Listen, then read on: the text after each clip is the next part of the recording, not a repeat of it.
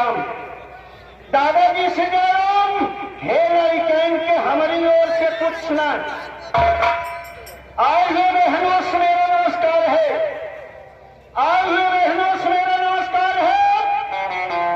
भाऊजी के बोल लगे भाई, भाऊजी के बोल लगे भाई। भाई देखा गया बुढ़िया माया हिंद करे मुहम्मद तवानाबा। बुढ़िया माई से हमार तो बुढ़िया माई से हमार आईना युवा।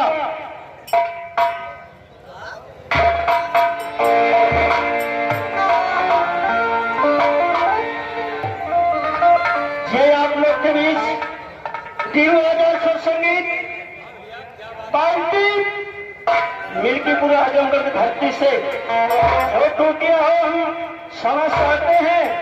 आपके क्षेत्र में, आपके ग्राम सभा में, आपके घर में आई हुई है जो टूटिया हो समझ जाते हैं। आज हमार कुछ मन का हक बा। आज बिलकिसा ग्राम सभा में हम सोचे थे कुछ कही। इलेक्शन सामने बा।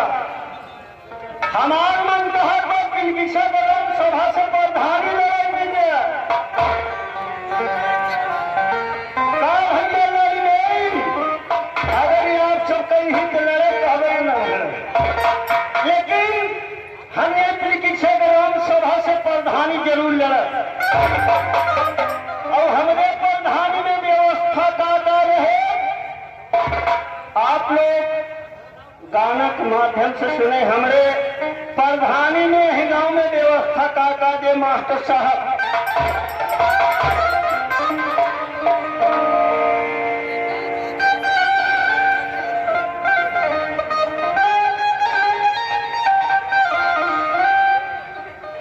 ये देखिए आ गया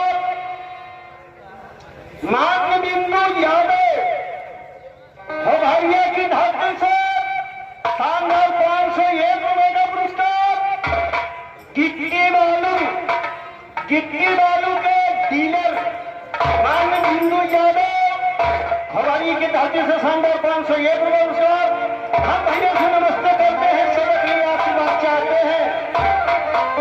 और हमारे बिंदु भैया कह रहे हैं हमारे घर में 42 वोट है, आप प्रधानी लड़िए, हम आपको जिताएंगे। देखिए हम प्रधानी लड़ने चल रहे हैं कैसे।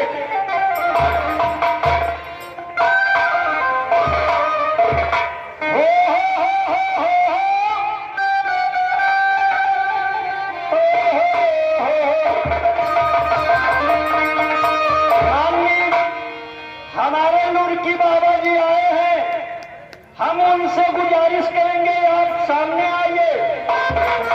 और माननीय हमारे बड़े भैया अर्जुन जी और नन्हे राजू भैया, अगर हमारी आवाज सुन रहे तो आप स्टेज मंच के बगल में आइए।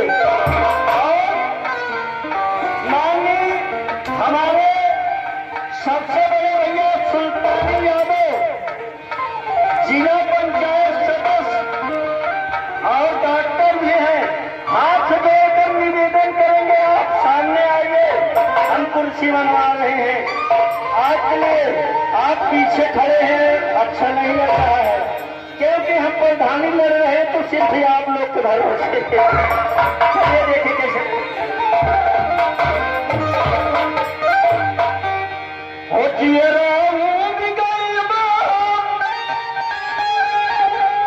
हम हुए बिलकिसा ग्राम सभा में उबिया है।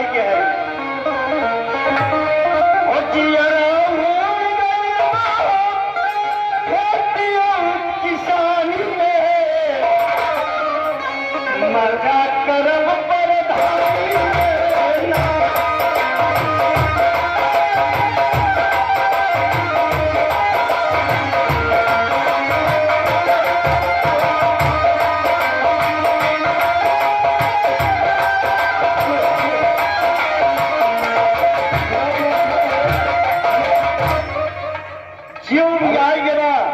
लेकिन प्रधानी लड़ा जरूर, चाहे खेत बेचे पर्याय लड़ा जरूर। लेकिन यही गांव में प्रधानी में हमारी ओर से व्यवस्था का कर रहे बिजली घरे घरे दौड़ाई, नलका रंगने में लगाई,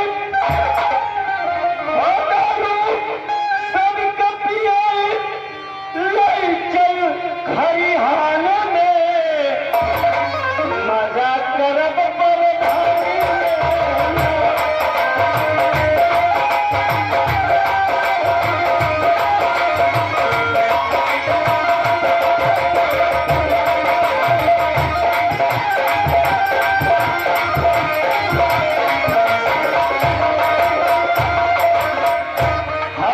प्रधानी तिलकीछा ग्राम सभा में जिसके घर लाइट का व्यवस्था नहीं है हम करवाएंगे, जिसके घर पानी का व्यवस्था नहीं है हम नलका करवाएंगे।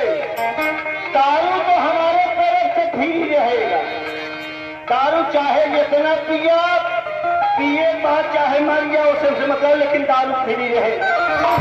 और व्यवस्था हमारी ओर से काबा आधार कार्ड सबकर बनवाए, मुर्गा घरे घरे पहुंचाए,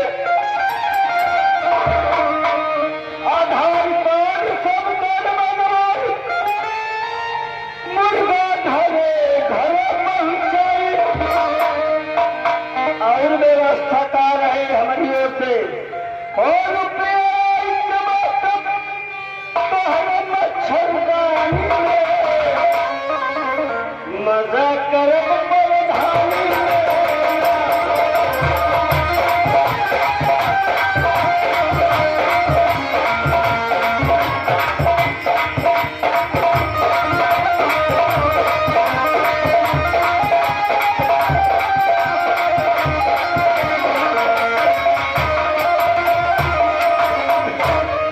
ये देखिए आ गया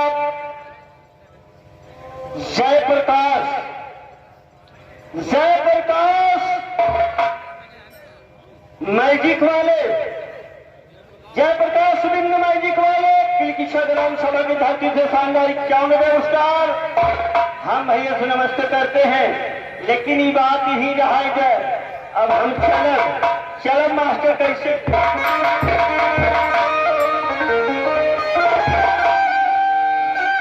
देखा